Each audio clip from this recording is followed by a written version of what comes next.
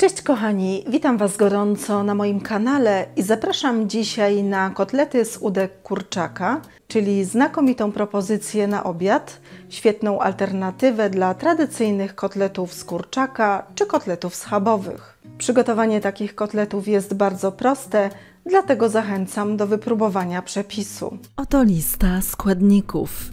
Składniki oraz przepis znajdziecie również w opisie pod filmem.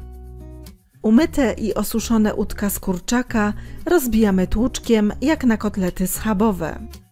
Rozbite mięso doprawiamy do smaku solą oraz czarnym pieprzem, a następnie nacieramy przeciśniętym przez praskę czosnkiem z obu stron.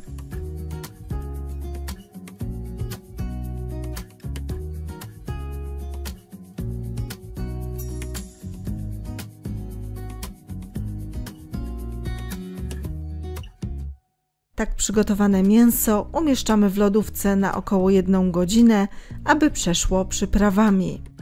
Jajka przekładamy do miski, dodajemy mleko i całość roztrzepujemy widelcem.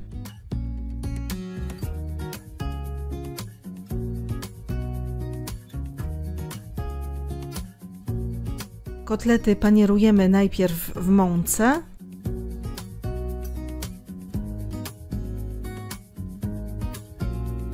Następnie w jajku i mleku,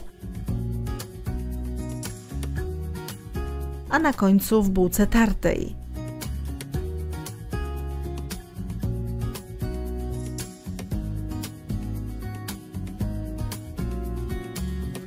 Tak przygotowane kotlety smażymy na rozgrzanym oleju na wolnym ogniu z obu stron na złoty kolor.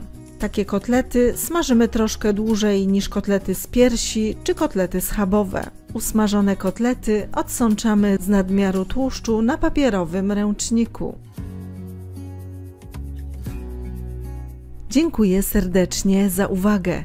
Zapraszam do subskrybowania mojego kanału i kliknięcia w dzwoneczek. Dzięki temu nie przegapicie kolejnego odcinka. Po więcej pysznych przepisów zapraszam również na stronę smakowitedania.com.